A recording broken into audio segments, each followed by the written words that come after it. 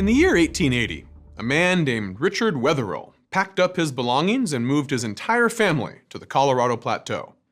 Now enclosing what is known as the Four Corners region of Colorado, Utah, Arizona, and New Mexico, the Colorado Plateau is defined by high-elevation deserts interspersed with sparse woodlands, shrubs, and deep canyons.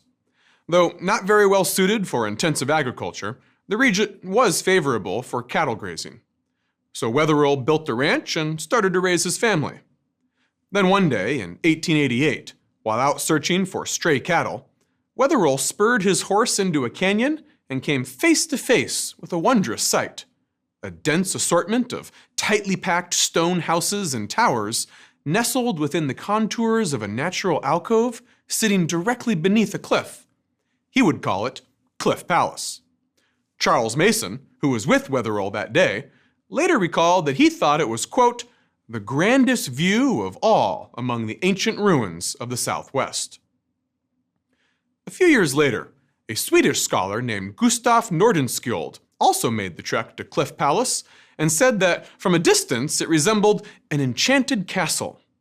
Strange and indescribable is the feeling of any traveler, he wrote, when after a long and tiring ride through the boundless, monotonous pinyon forest, he suddenly halts on the brink of the precipice, and in the opposite cliff beholds the ruins of Cliff Palace, framed in the massive vault of rock above and in a bed of sunlit cedar and pinon trees below.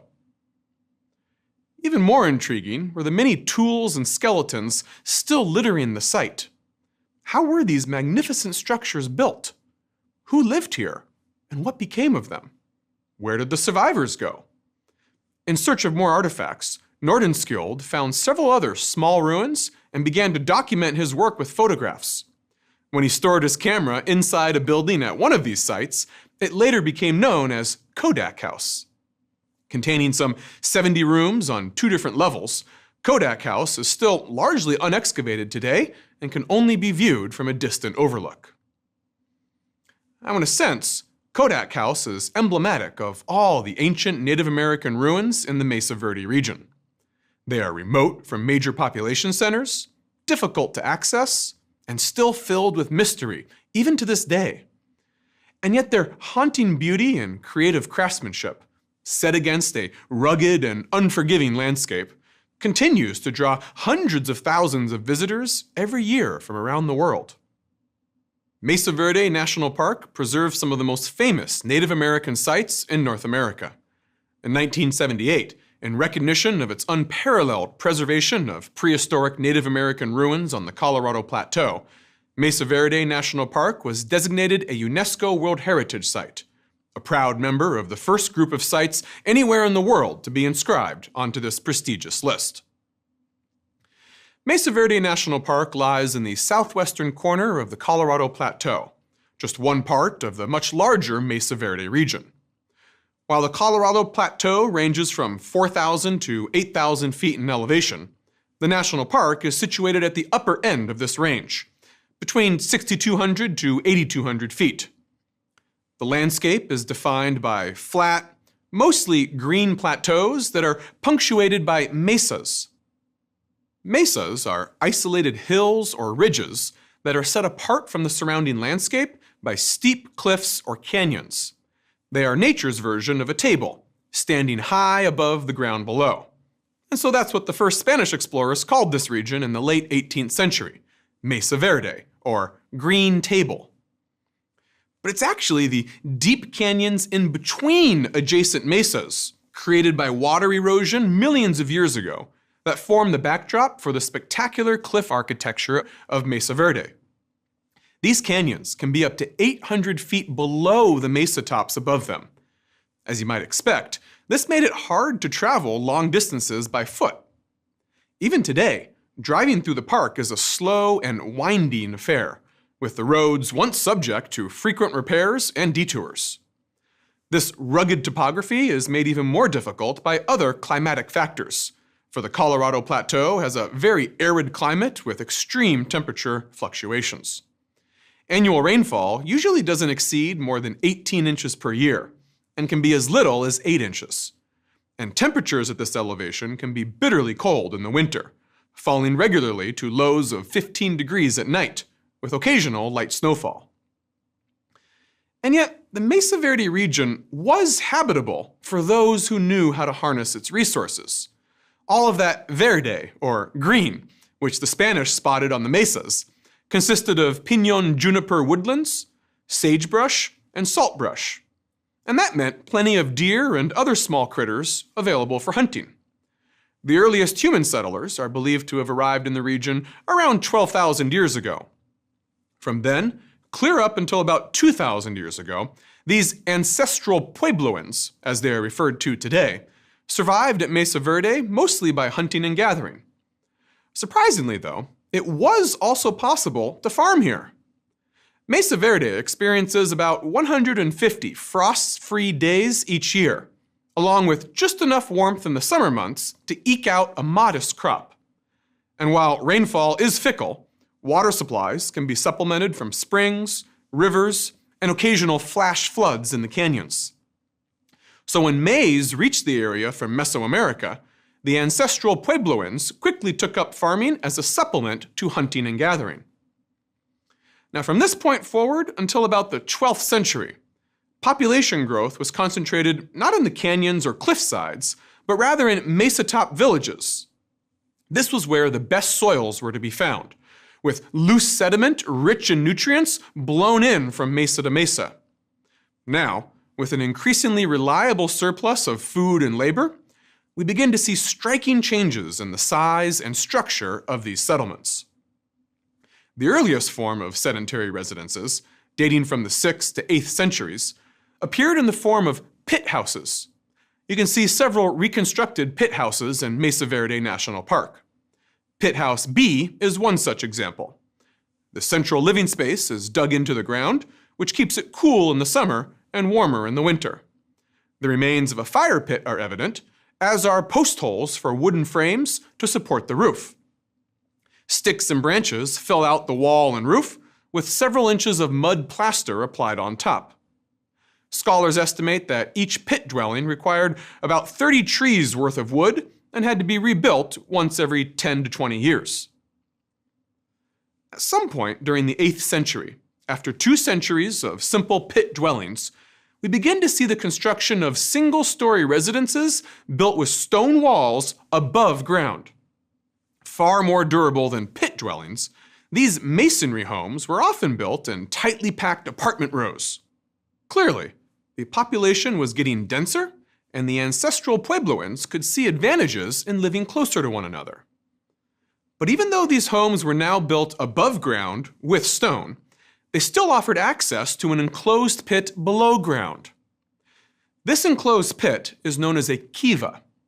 Kivas are circular in shape and constituted the central hub of activity for the family who lived there. Evidence of labor-intensive work such as corn grinding, pottery making, and tool chipping have been found in kivas, along with the remains of prepared food, bedding, and charcoal. Religious ceremonies almost certainly took place there as well. Over the coming centuries, more and more attention will be lavished on the construction and decoration of kivas, culminating in the stone-lined, fully decorated ones that we'll see in Cliff Palace. By the 12th century, single-story masonry homes had morphed into multi-story neighborhoods filled with kivas, plazas, and public ceremonial spaces. The largest mesa-top communities are now referred to by scholars as Sand Canyon Pueblo and Yellow Jacket Pueblo. Each may have contained more than 1,000 residents, with the entire Mesa Verde region supporting anywhere from 10,000 to 30,000 people. Not only that, but many of these large villages were now enclosed within a protective stone wall.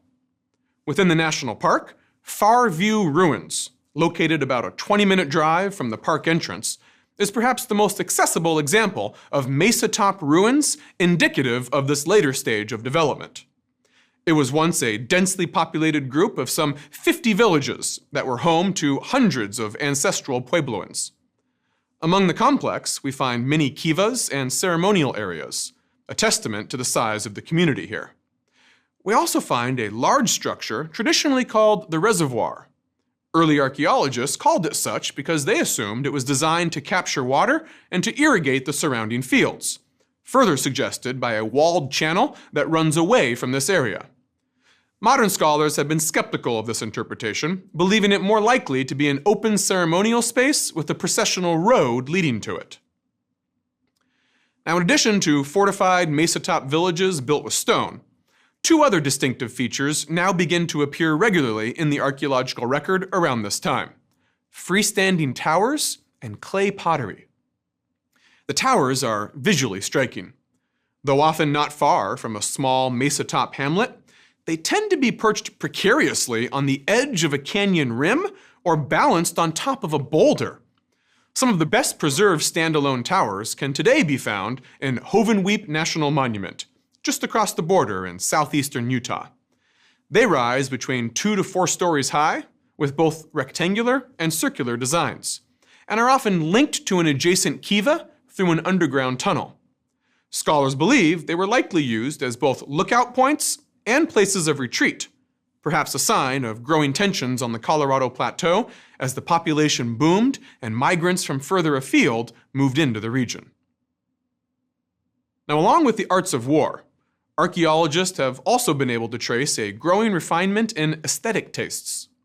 The ability to make clay pottery was introduced to the Mesa Verde region along with the maize crop at some point during the first few centuries of the first millennium AD. No longer dependent on hunting and gathering, the people of Mesa Verde now needed sturdy vessels to store their annual crop surplus. Production techniques were then further honed over the next 800 years, until they reach what many scholars regard as its apogee, with the production of the elegant Mesa Verde black-on-white design. Black-on-white pottery is marked by abstract geometric designs arranged in symmetrical fashion. Mugs and bowls are among the more common finds, often made with bold patterns that were likely adapted from earlier motifs on hand-woven baskets. Yet many examples have been found of larger vessels with far more intricate and complex patterns. Some of the jars and urns have remarkably thin walls and very smooth, rounded forms, a testament to the incredible skill and patience of the ancestral Puebloan potters, since they did not have metal tools or potter's wheels. Now, the final stage of ancestral Puebloan history in Mesa Verde is also its most famous. Scholars now refer to it as the Pueblo III era. It begins around the year 1150 AD and ends a little over a century later in 1285, when the region was suddenly and mysteriously abandoned.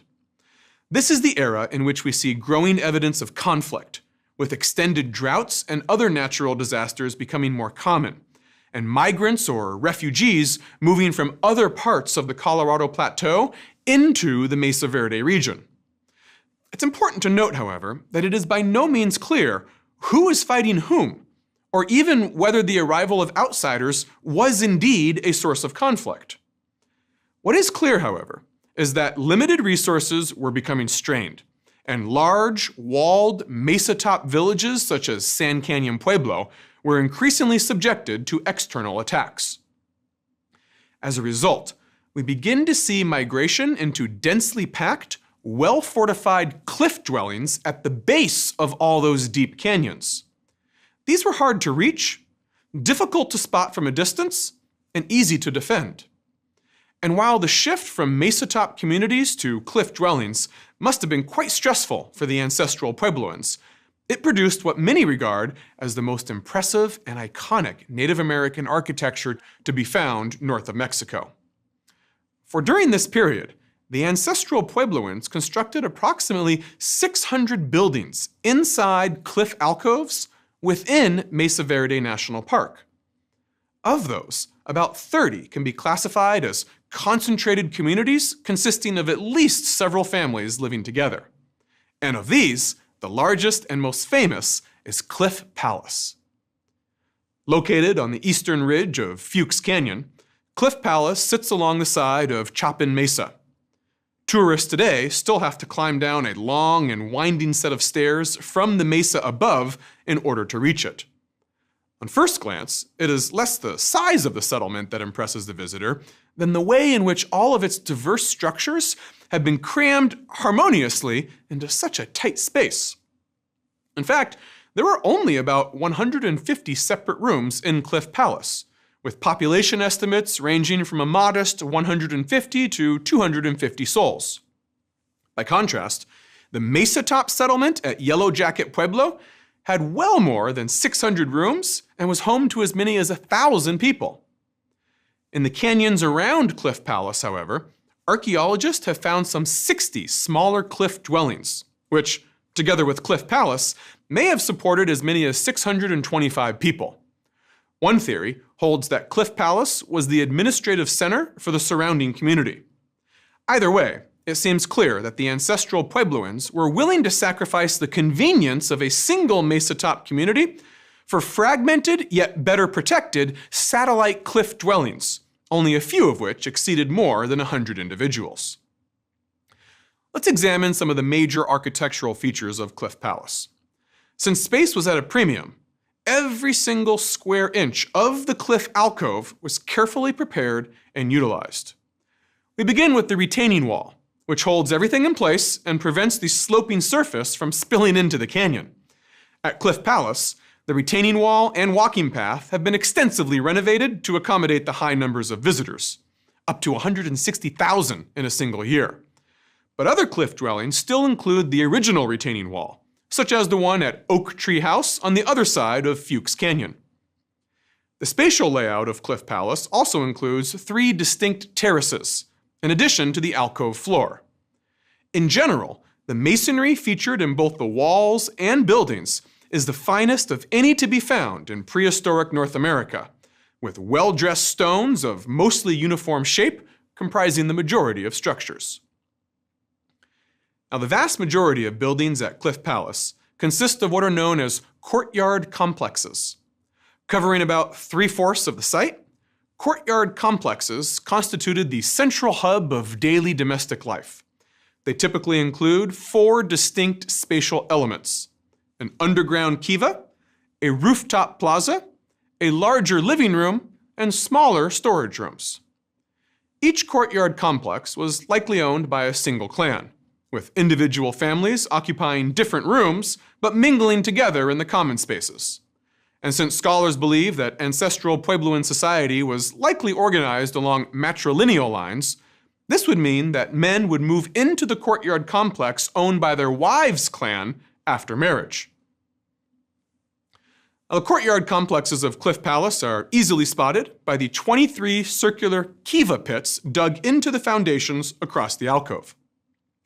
By this point in the development of ancestral Puebloan society, kivas were often faced with stone and covered with plaster, with a distinctive keyhole indentation built into the side. Benches jutted out from the curved walls and were sometimes painted with abstract geometric motifs that have since faded away. All in all, kivas were supposed to be comfortable gathering places for a variety of communal purposes among the clan. Tool and textile fragments suggest that weaving and chipping were done there, while blackened walls that were later covered by additional layers of plaster suggest that heating and cooking duties also occurred here. And during the frigid winters, the kiva likely doubled as a cramped sleeping quarters whenever outdoor temperatures got too cold. But when the weather was nice, it was the rooftop plaza that served as the central hub of clan activity. In what can only be regarded as an extremely efficient use of space, kivas were enclosed from above by a wooden roof equipped with a ventilator hole. This roof could then double as an outdoor plaza that was conveniently connected to other rooms on the surface. And once we add the flat walkways surrounding the circular edge of the kiva's wooden roof to the total surface area, we get a picture of a surprisingly spacious communal gathering area for the members of the clan. But not all cliff dwellers could stretch their legs as much as those who lived at Cliff Palace could. To get a sense of just how cramped some living quarters could be, we need look no further than the House of Many Windows, located just south of Cliff Palace. Perched high above the distant canyon floor, inside the slimmest of crevices, inside there is evidence of a single kiva and at least 15 rooms, accessible only through a narrow footpath along a 10-foot ledge. But at least none of these cliff dwellers had to worry about rain. Both here and at Cliff Palace and at other sites, the overhanging cliff acts as a natural umbrella. Now, adjacent to the kivas and their rooftop terraces are a variety of smaller rooms. Most kivas are connected to a large living room. Access to the living room is often provided by a T-shaped doorway that may have had some sort of ritual significance. In addition to its size and unique entryway, the living room is also identifiable by a hearth and a ventilation window. And finally, there are smaller rooms that are only accessible through elevated doors that look like windows to our eyes today. These rooms were so small and difficult to access that they could have only been used for storage, with items retrievable by leaning into the elevated doorway. By modern standards, of course, all these rooms were tiny, ranging from just 65 square feet to no more than 160. This is why scholars believe that most daily activity took place either on the spacious rooftop plaza or in the slightly less spacious kiva below ground, with individual nuclear families occupying adjacent rooms. The idea that these two sites formed the backdrop for most social activity is further confirmed by the extensive black soot that covers many of the cliff alcoves right above the kivas. And one of the most conspicuous black roofs, charred by decades of fire, can be found at Spruce Tree House, which is the third largest cliff dwelling in the national park. Spruce Tree House is also the best preserved of all the dwellings at Mesa Verde. Thanks to the large overhang and its position within the canyon, it's well protected from the elements, and about 90% of what remains is original to the Pueblo III era. You can even see the remains of wooden logs used by the Puebloans to support the floors of their dwellings. In addition to the courtyard complexes, the Cliff Palace also contains a variety of other interesting structures. For example, there are standalone kivas not connected to adjacent rooms, isolated rooms not connected to kivas, and structures whose function still has yet to be determined. These may have been sites that were designed to host activities that would foster a larger communal identity across clans. Most striking among all the buildings, however, are their towers. Toward the southern end of Cliff Palace, we find the most impressive one of all, a 4-story rectangular tower rising up nearly to the underside of the overhanging cliff above it. Even more remarkable are the mysterious paintings inside one of its rooms, all painted in red. On 2 white plastered walls, we find a red rectangle filled with zigzagging lines and a series of 4 solid lines punctuated with 18 dots. It is believed that the lines with dots may be records of lunar standstill events. But there's more.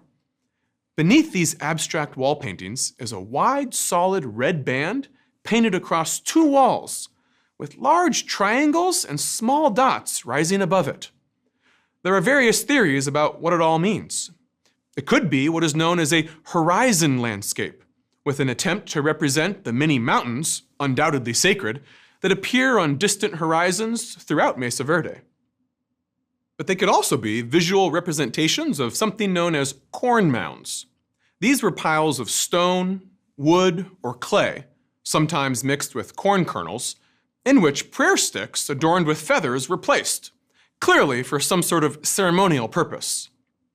Abstract depictions of corn mounds, intermixed with painted handprints, flute players, and dancers, have been found painted on the circular walls of kivas elsewhere in the Mesa Verde region. Either way, these red wall paintings suggest that the tallest tower in Cliff Palace occupied a special place of ritual significance for its residents. Evidence of ancestral Puebloan religion can be found not only in the nooks and crannies of Cliff Palace, but also in the surrounding landscape. Across the canyon from Cliff Palace, perched on the edge of another mesa top, we find 2 more sites of special ritual significance. The smaller one is known as Fire Temple. It is one of only 2 known dance plazas in Mesa Verde, with a central fire pit flanked by 2 rectangular pits that may have supported foot drums. One can only imagine the visual and auditory sensations produced by a fire, dance, and drum ritual performed here. The larger religious site is known as Sun Temple. It was built in the 13th century and apparently never completed. At least, none of its rooms or kivas show any evidence of having been covered with a roof. The entire complex is enclosed by a pair of double walls that may have reached up to 14 feet high. Since few household artifacts or pottery fragments have been found here, it seems that Sun Temple was designed solely for ritual purposes, in this case, to mark the arrival of the winter solstice. This theory is bolstered by the presence of an eroded stone basin in the southwest corner, the surface of which reveals 3 small indentations, which may have served as a sundial to mark the changing of the seasons. Now, the final 150 years of their time on the Colorado Plateau was a period of unprecedented challenges for the people of Mesa Verde. While fortified cliff dwellings may have deterred hostile rivals, they offered no defense against the fickle elements and a changing climate. Starting in the 1270s, a series of prolonged droughts and unusually frigid temperatures seems to have decimated the maize crop. The well-preserved balcony house contains a wooden support that has been dated to 1278, indicating that it's probably the last of the dwellings built at Mesa Verde, and its design considerations hint at the troubles of this time. Today, it's a bit of an adventure to visit, as you need to climb a 32-foot ladder to reach it, and there's several tunnels and narrow passageways to squeeze through as well. It was likely built in this spot because of the 2 seep springs that can be found around this alcove, reliable trickles of water that would have been lifelines in times of drought. And its inaccessibility and warren of tunnels were likely measures to help defend against increasingly desperate neighbors. Uniquely, the alcove faces northeast, which means very little sun will reach it in the winter months. The builders of Balcony House would have been aware how bitterly cold this location would be in the winter as a result. That they built here regardless is a poignant reminder of the difficult choices for survival the Ancestral Puebloans must have faced in these final decades here. Balcony House is a much smaller complex, with just 2 kivas and perhaps 30 residents. They were possibly the last holdouts, for not long after, evidence of inhabitation at Mesa Verde vanishes. This final exodus was probably brought about by a mix of both resource depletion and a rise in violence. For the last 3 decades of the 13th century, scholars have found growing evidence of intentionally burned buildings, mutilated skeletons left unburied, and more frequent depictions of violence in petroglyphs. Most ancestral Puebloans appear to have migrated to the south, to what is now the northeastern section of Arizona and northwestern quarter of New Mexico. Eventually, members of the Ute tribe and Navajo tribe recolonized the Mesa Verde region at a later date, though it seems they kept a deliberate distance from the abandoned cliff dwellings. Indeed, when the first American ranchers stumbled upon Cliff Palace in the late 19th century, they left with the impression that it had been abandoned in a hurry, with pots, axe heads, and skeletons strewn about the residences, eerie traces of what they imagined to be a vanished race. There is still a great deal to learn about Mesa Verde. Though the magnificent cliff dwellings tend to loom largest in the public eye, it's easy to forget that within the national park alone, there are some 4,000 archaeological sites, most of which are not associated with cliff architecture. As scholars continue to make use of ever more impressive technology for things such as climate data, soil samples, and carbon dating, we are sure to learn much more about the lives and fates of the ancestral Puebloans. What we already know for sure is that Mesa Verde is a testament to a people who managed to not just survive, but thrive for millennia in a harsh and increasingly hostile environment. From ornate pottery to towering cliff palaces, Mesa Verde showcases how sometimes the sheer struggle to survive can bring out the very best of human creativity and ingenuity.